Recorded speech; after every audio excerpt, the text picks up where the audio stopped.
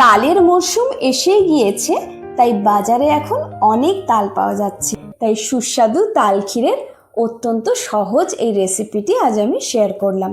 নমস্কার বন্ধুরা, অপালার রান্নাঘরে আপনাদের সকলকে স্বাগত জানাই। ভিডিওটা সম্পূর্ণ দেখার অনুরোধ রইল। দুটো পাকা তাল নিয়ে নিয়েছি। প্রথমেই তাল ছাড়ানোর পদ্ধতিটা আপনাদের দেখিয়ে দিচ্ছি। এইভাবে ওপরের খোলাগুলোকে প্রথমে ছাড়িয়ে নিতে হবে। ভালো তাল কেনার দু একটা ছোট্ট টিপস আপনাদের দিয়ে দিই। তাল যখন কিনবেন তখন একদম নরম তাল নেবেন না। সবসময় চেষ্টা করবেন এই রকম তাল নিতে যেটা অন্তত একদিন রেখে করা যায়, কারণ বেশি নরম তাল যদি হয় সেটা কিন্তু অনেক সময় দেখা যায় ভেতরে পোকা হয়ে যায়। খোলাগুলোকে সব ছাড়িয়ে নেওয়ার পরে ওপরের এই শক্ত পোর্শনটাকে ছুরি দিয়ে কেটে নিলাম। এইবার তালটাকে একটু টিপে টিপে নরম করে নিয়েছি।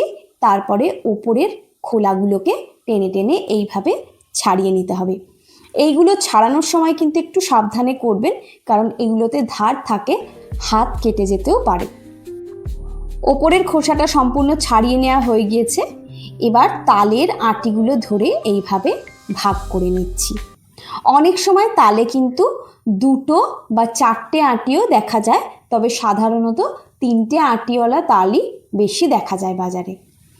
এবার এক একটা আটি আমি নিয়ে নিচ্ছি, নিয়ে এইভাবে একটু চটকে চটকে নরম করে নিচ্ছি।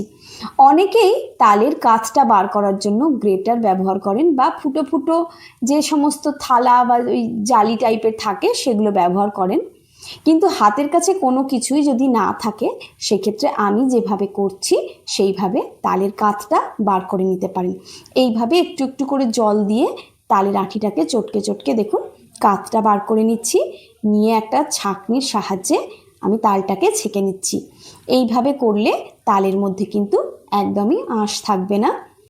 যদি গ্রেটারের সাহায্যেও তালের কাঁচটা বার করেন, সেক্ষেত্রেও কিন্তু ছেঁকে নেওয়াটা অবশ্যই একবার দরকার, কারণ তালের যে কোনো রেসিপিতেই, বিশেষত তাল ক্ষীরে যদি আঁশ মুখে পড়ে সেটা কিন্তু ভালো লাগবে না। দুটো তালই আমার ছাড়িয়ে নেওয়া হয়ে গিয়েছে। দুটো তাল থেকে প্রায় 1 গামলা মতন তালের পাল্প আমি পেয়েছি। এবার তাল ক্ষীর বানানোর জন্য একটা কড়াইয়ের মধ্যে একটা মেজারিং কাপ 4 কাপ তালের কাঠ আমি দিয়ে দিলাম। আমার তাল দুটো ভীষণ ভালো ছিল, একদম পাকা, আর কতটা ঘন পাল্প আমি পেয়েছি দেখুন। 1 কাপ নারকেল দিয়ে দিলাম, সঙ্গে দিয়ে দিলাম 1 কাপ চিনি। পরে আরও একটু চিনি আমি দিয়েছি, সেটা যখন অ্যাড করেছি তখন দেখিয়ে দেব।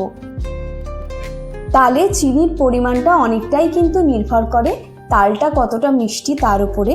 তাই প্রথমেই একসঙ্গে সম্পূর্ণ চিনিটা না দিয়ে 1 কাপ চিনি দিয়ে সেটাকে একটু ভালোভাবে মিশিয়ে নিয়ে তারপর প্রয়োজন হলে আরেকটু চিনি দেওয়াটাই ভালো।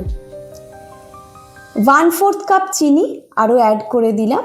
এবার এই চিনিটাকেও ভালোভাবে মিশিয়ে নিচ্ছি। প্রথম অবস্থায় আমি 5-6 মিনিট মতন মিডিয়াম আঁচে তালটাকে জাল করে নিয়েছি।